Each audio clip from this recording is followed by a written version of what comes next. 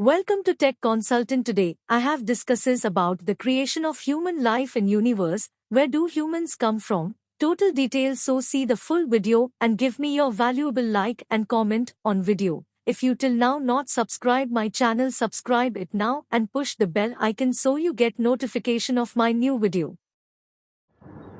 आज से 6.5 करोड़ साल पहले एक बड़ा एस्ट्रॉइड पृथ्वी से टकराया।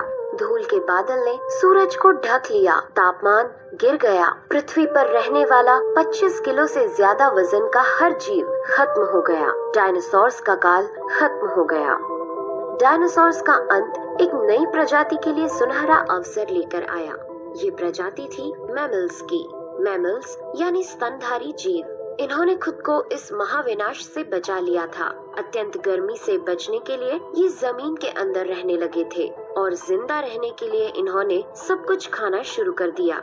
इतने बड़े महाप्रलय के गुजरने के बाद धरती फिर से सामान्य हो गई थी। सतह पर फिर से नए पेड़ पौधे उगने लगे थे और धरती पर जो 5% जीव बच गए थे उनमें एडाप्टिव रेडिएशन की प्रक्रिया से बहुत सारी नई प्रजातियां जन्म लेने लगी।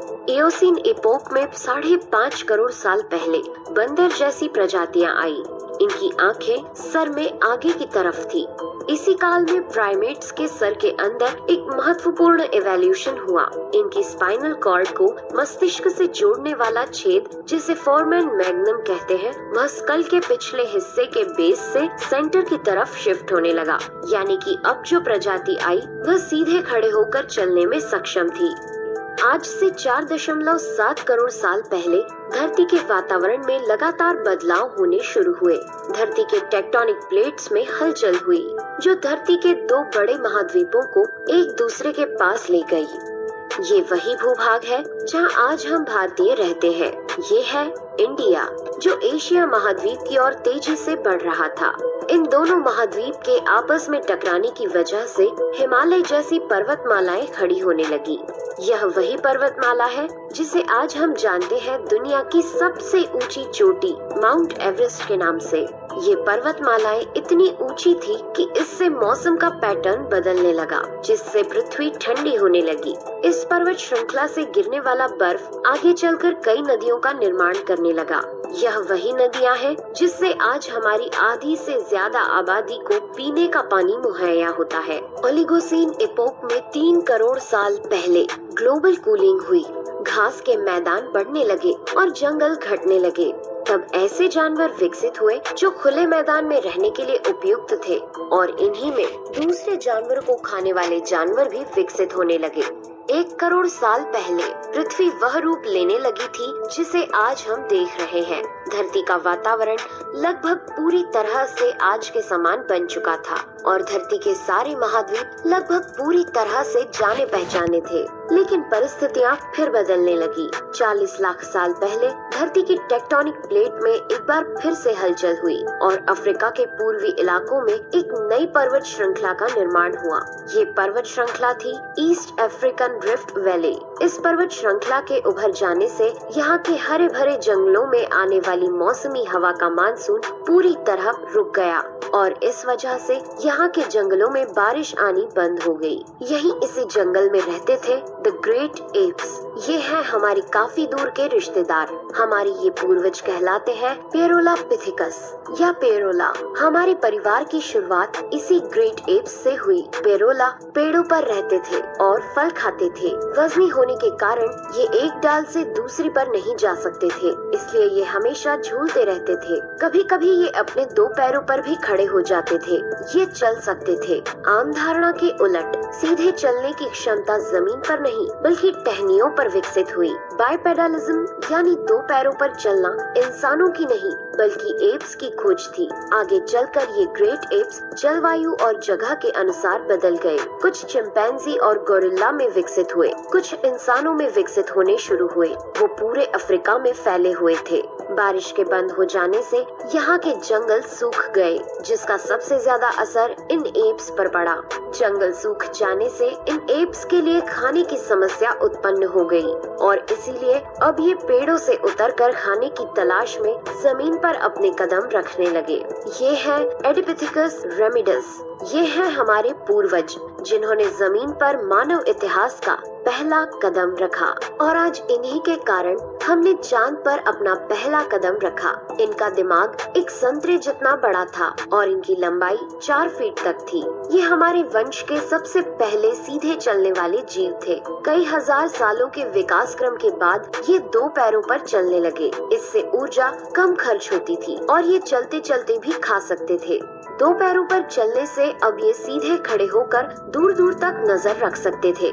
समय के साथ साथ विकास की प्रक्रिया चलती रही और हमारे पूर्वज धीरे धीरे विकसित होने लगे। 23 लाख साल पहले हमारे पूर्वजों का दिमाग काफी बड़ा हो गया था। ये थे होमो हेबिलियस। इन्होंने पहली बार पत्थर को हथियार की तरह इस्तेमाल करना शुरू किया। जैसे ही इस मामूली से पत्थर पर धारदार किनारा बना, हमारे पूर्वजों के पास एक हथौड़ा आ गया।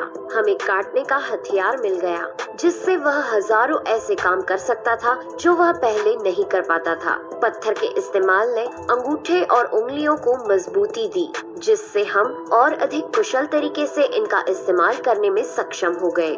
समय बीतने के साथ ही हमारे पूर्वज अब समूह में अन्य जानवरों का शिकार करने लगे थे। ये थे होमो इरेक्टस, जो अन्य जानवरों से ज्यादा होशियार थे। इन्होंने ही सबसे पहले आग का इस्तेमाल करना सीखा। आग की खोज हमारे पूर्वजों के लिए सबसे बड़ी खोज थी। ये उन्हें गर्मी, रोशनी, अंधेरों और जंगली जानवरों से सुरक्षा देती थी, और इसी वजह से अब परिवार भी बनने लगे। इन्होंने आग पर मांस को पकाना सीख लिया था। आग पर खाना पकाने का मतलब था कि मांस को चबाने और पचाने में ऊर्जा का कम खर्च होना, और इसी वजह से ये ऊर्जा अब इनके दिमाग में खर्च होने लगी और इन्हें कैलोरी और ज्यादा ताकत मिलने लगी, जिससे हमारे पूर्वजों का दिमाग काफी बड़ा हो गया। 2 लाख साल पहले आज के इंसान ने अपना रूप ले लिया था। लैरिंक्स यानी आवाज की जो नली हमारे पूर्वजों में गले के ऊपर थी, वो नीचे आ गई थी। अब हम ज्यादा जटिल आवाजें निकाल सकते थे। हमने बोलना शुरू कर दिया था। पहली बार कोई जानकारी एक से दूसरे इंसान तक या एक से दूसरी पीढ़ी तक पहुंचने लगी थी। यही वो आखिरी विकास क्रम था जिसके बाद विकसित होकर हम बने। हम यानी होमो सेपियंस। 1 लाख साल पहले इंसान कहीं भी जा सकता था। हमारे पास फुर्तीले हाथ और प्राचीन हथियार थे। हम बात कर सकते थे, आग को काबू में रख सकते थे। अब हम अपने अफ्रीकन घर को और बड़ा कर सकते थे। महाद्वीप यानी कॉन्टिनेंट खिसके तो अफ्रीका और यूरेशिया जुड़ गए और उससे बनी एक बहुत बड़ी जमीन जिसका नाम था एफ्रो यूरेशिया। इंसानों के दूर दूर जाने से बहुत बड़ा बदलाव आया। अब हम एक महाद्वीप से दूसरे महाद्वीप में रहने लगे।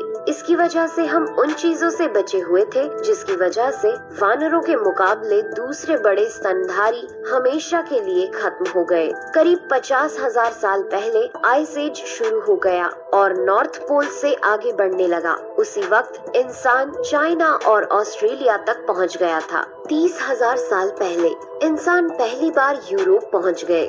जब बर्फ अपनी चरम पर थी, तब इंसान अपनी खोज में नॉर्थ ईस्ट साइबेरिया के बर्फीली टंडा तक पहुंच गया। आइस एज के इतने कठिन दौर में भी इंसान हर उस हुनर का विकास कर रहा था जिससे कि वो सच्चे मायनों में इंसान बन सके।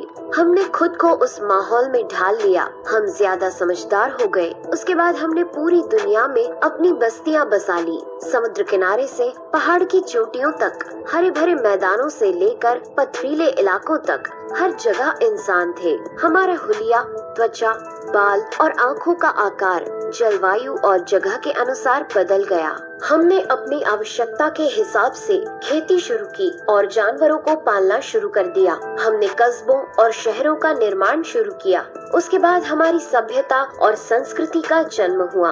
हमने विज्ञान और गणित का इस्तेमाल शुरू किया, जिससे हमें भविष्य में जाने के लिए ऊर्जा और तकनीक मिली। ये है हमारा समय। अब हम पूरी तरह विकसित हैं। हमारी जैसा इस धरती पर अब कोई जीव नहीं। आज हम जानते हैं कि हम कौन हैं, कहां से आए हैं, लेकिन ये तो बस शुरुआत है। अभी हमारा सफर खत्म नहीं हुआ है, हमें अभी और आगे जाना है, आने वाली चुनौतियों का सामना करना है और खुद को और विकसित और आधुनिक बनाना है। दोस्तों, आज के एपिसोड में बस इतना ही। वीडियो अच्छा लगा हो तो प्लीज लाइक करें और Thanks for watching video. Techknowledge brings you several more science-related video, job-oriented, new technology. Friend, like, share, and comment on your valuable opinion so I can do more video on such topic. And if you till not subscribe the channel and press the bell icon so you get notification of my future video.